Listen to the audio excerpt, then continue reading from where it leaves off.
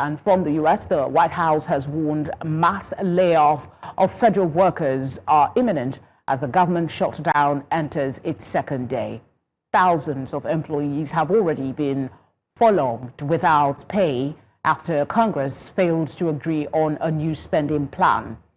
President Donald Trump has urged Republican allies to use the shutdown as an opportunity to make lasting budget cuts. He plans to meet with budget officials to decide which federal agency, described by Trump as political scams, should face temporary or permanent cuts. Lawmakers remain deadlocked, with the next vote to resolve the shutdown scheduled for Friday. We have a global policy analyst, Alexander von Rugen, for his thoughts on this conversation. Thank you very much for being here. In 2018, the shutdown was for 35 days, if I'm correct. Can you talk to us about what generally happens with a shutdown like this? Who is most impacted? Well, government employees, because they don't get their paychecks.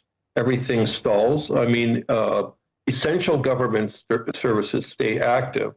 But in a shutdown, the executive branch of the government takes over. And they can then choose and pick what operations they can advance funds to. And it's interesting because, yes, the last shutdown in President Trump's term was the largest or longest on record at 35 days.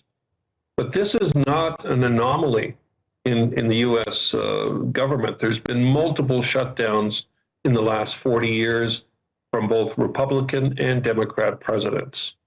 Bill Clinton had 2, Obama had 1, Ronald Reagan had 8 of them. So it's not unusual. In this particular case, the polarity between being politicized, Democrat and Republican, that's what's interesting in this shutdown, because there's a lot of mudslinging going on.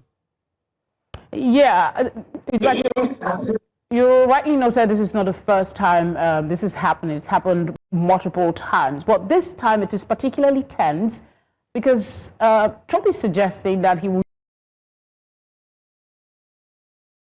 use this opportunity to make further cuts on an already strained situation. How is this possibly impacting the current deadlock? Well, it's upsetting the Democrats. The Democrats have said they're shutting the government down, or they want extended funding on the Affordable Health Care Act, which is coming due, and that's their whole stance is for lower end America that is less fortunate financially and would be impacted the most should the Affordable Care Act not receive these funds.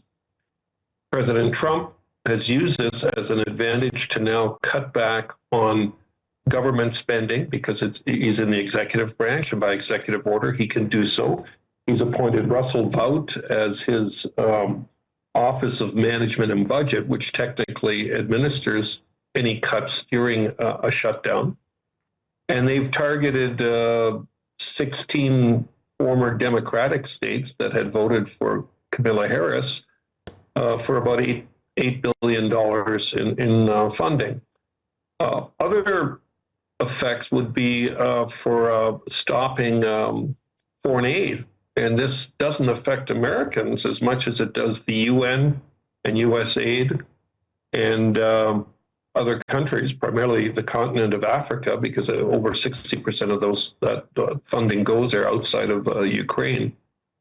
So this is in line with Trump's budget cuts and his ambition to make the government more efficient.